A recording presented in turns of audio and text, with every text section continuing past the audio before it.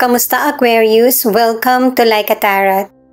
Alamin natin ang message ng person mo or ang situation nyo gamit itong personalized cards. Pwedeng ipakita kung dating person mo ba ito or person mo ngayon. Ikaw na lang bahalang tumukoy. Paalala para sa mga bagong viewers na ang reading na ito ay timeless reading. General reading, ano man na edad mo or gender mo, kunin mo lang kung ano yung akma sa sitwasyon mo. At saka ikaw na rin magpalit kung si person mo ba ito or ikaw. At ito ang start ng 1 week reading mo.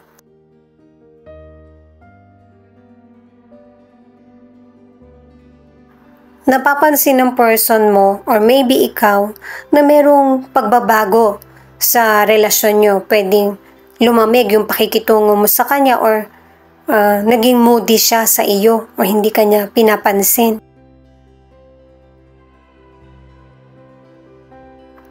Kasi itong person mo meron siyang pinagdaraanan na sa ngayon ay hindi pa niya kayang masabi sa iyo or kung paano niya sasabihin hindi pa niya alam. Inuulit lang niya ulit na hindi pa siya handa sa kung ano yung gusto niyang iparating sa iyo or gustong sabihin. At sinisigurado niya sa iyo na yung damdamin niya sa iyo ay hindi pa rin nagbabago. Kumbaga marami kang katangian na nagustuhan niya.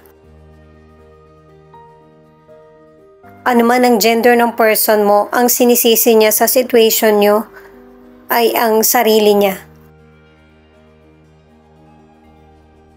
At sinisigurado niya ulit na walang nagbago sa damdamin niya, na walang pagsisisi sa mga nasabi niya sa iyo or kung ano yung totoong nararamdaman niya para sa iyo.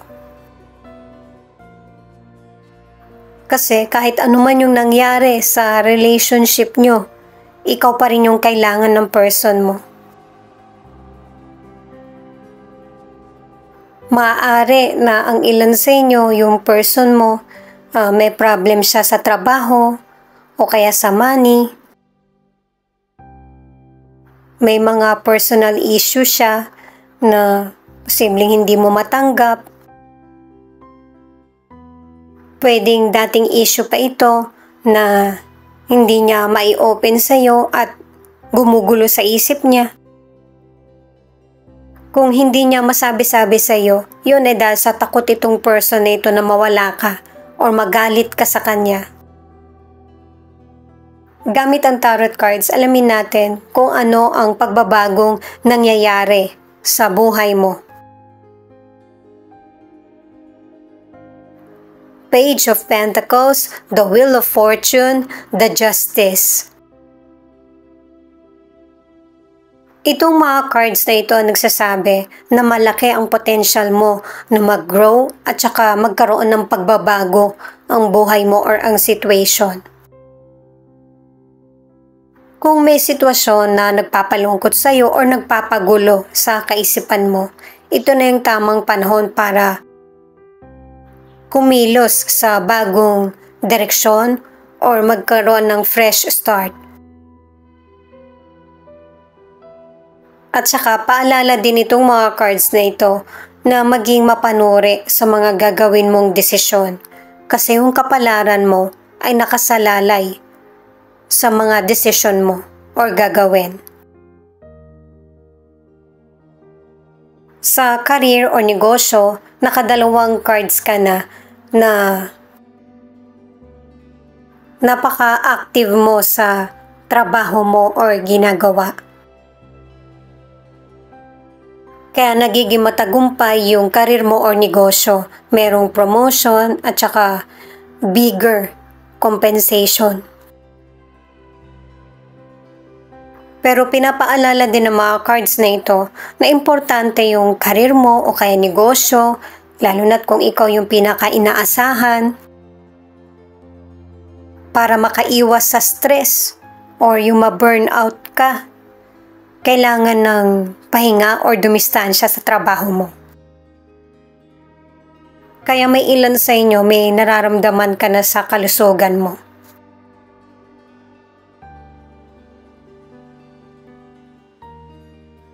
Pasensya na kayo guys na wala ng battery eh. Kung mapapansin ng ilan sa inyo, nai-stress ka na or hindi ka makapag-focus sa career o negosyo, kaya kailangan ng pahinga. Para sa ilang single, anuman ang gender mo, matuto kang makisocialize para yung potential person ay gumaan ang pakiramdam sa iyo kasi naghahanap din siya ng makakarelasyon, yung makakagaanan niya ng loob. Para sa ilan na nasa relationship, kailangan nyo ng person mo ng oras para maiayos ang relationship nyo. Para maging patas ang judgment ng universe sa inyo ng person mo. Two of Cups, the Empress in reverse, the Magician. Pinapakita ng tatlong cards na ito na nagkakaroon ng challenges ang relationship mo sa kapwa mo, sa person mo, or sa family. Maybe ikaw ito na hindi ka makatanggap ng pagpapahalaga, suporta, at love. Unti-unting nawawala yung malalim na koneksyon mo dun sa person. Kaya naka-tatlong cards ka na ayusin mo yung koneksyon mo sa kapwa mo, sa person mo, or sa family.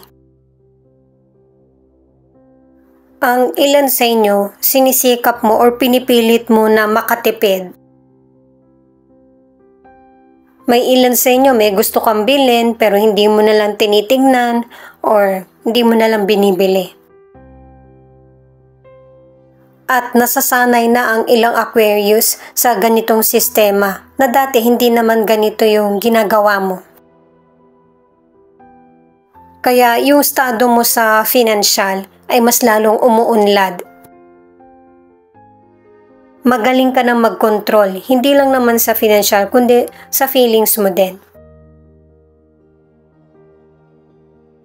Ang ilan sa inyo na single, magkikita kayo muli ng past person mo. Pwedeng dati mong naging kaibigan o kaya dating nakarelasyon na nagpasakit sa damdamin mo. At itong naging karanasan mo sa person na ito ang naging dahilan, kaya alam mo na kung anong relasyon ang gusto mo. At saka meron ka ng potential person na makikilala na totoo ang magiging intention sa iyo.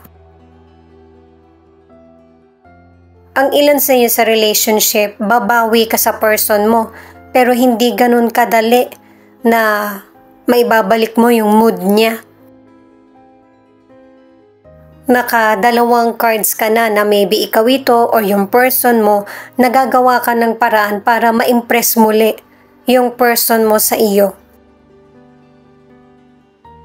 At saka ang ilan sa inyo kahit na naging malamig yung person mo sa iyo, hindi ka na niya pinapansin dahil sa mga pagkukulang mo, yung pagmamahalan nyo ay nananatili pa rin.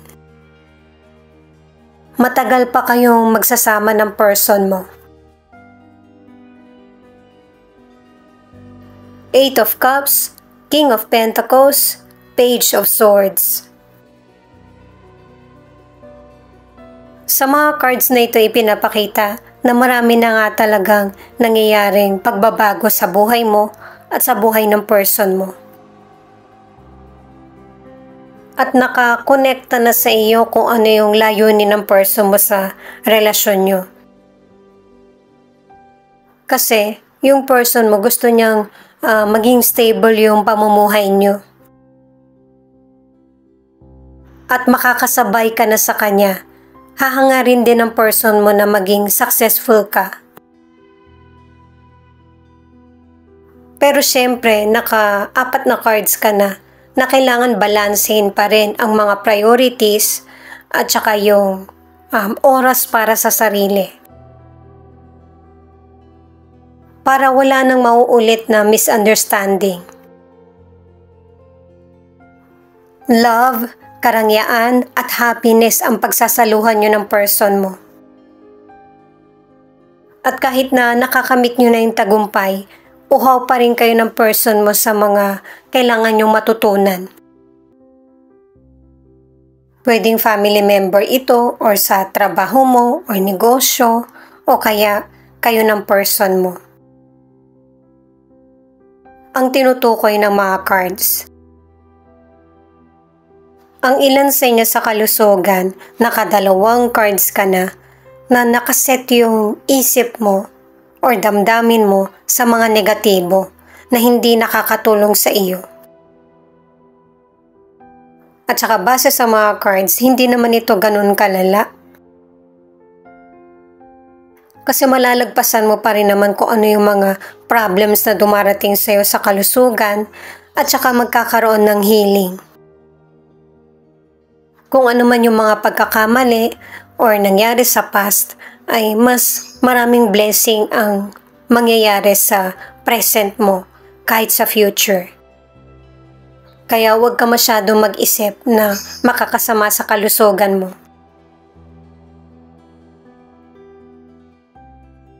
Itong Page of Cups, ibig sabihin, may ilang Aquarius na nasa stage ka. Pwedeng nangyari na ito sa nakaraan or dinaranas mo na ngayon na may mga maaga kang na-experience. Na dinamdam mo kung bakit ikaw yung nakaka-experience nito. Nangyari man ito noon or ngayon, nakakatulong sa iyo. Pwedeng bagong connection ito sa love or friendship. Sa iba't ibang aspeto na nangyayari sa iyo sa buhay mo, maraming growth na nangyayari sa buhay mo. Ano man yung mga na-experience mo ngayon ay nagsisimula ka pa lang. Marami pang mas higit na magaganap na positibo sa iyo. Sa career, sa negosyo or love, ito yung masaya mong hintayin at harapin. Para sa ilang single, magkakaroon ka na ng bagong karelasyon pero wag mong hayaan na yung nangyari sa iyo sa nakaraan ay yung bang ito yung pumigil. Kasi kahit sa mga naunang cards, pinakita na ibibigay ng universe ang deserve mo. Nagkakaroon ng painful na experience kasi para mapahalagahan mo yung pinakamagtatagal na relasyon sa buhay mo. Kailangan ng effort at pasensya sa bubuin na relasyon. Pinapahiwatig ng mystical card na ito na kung ano yung mga gamit sa bahay mo na hindi mo na ginagamit, lumang bagay, o kaya basag, sira, itapon mo na yan. Ganun din sa pagbuo ng relasyon or connection. Kasi ito na yung time na bago na ang dapat mong simulan. At saka isurrender sa universe kung ano man yung mga bagay na gusto mong magkatotoo or minamanifest. Paalala itong card na ito na suriing maigi yung mga situation na nangyayari sa iyo or mga challenges. Lalo na kung hindi ka sigurado sa mga gagawin mong desisyon, hindi mo naman kailangan magmadali.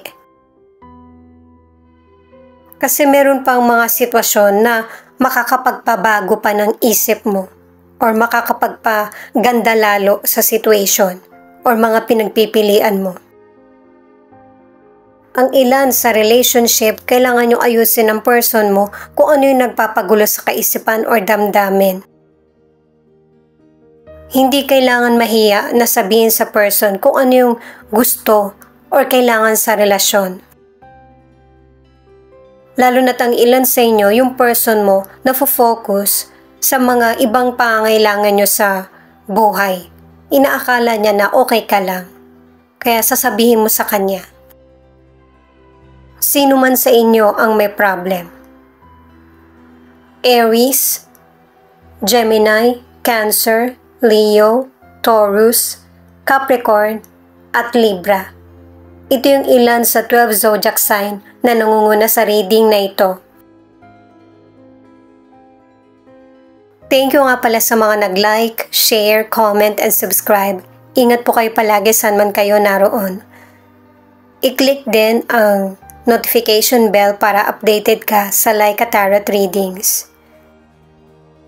Ito yung mga letra na posibleng andito yung letra ng pangalan ng person mo or letra ng pangalan mo.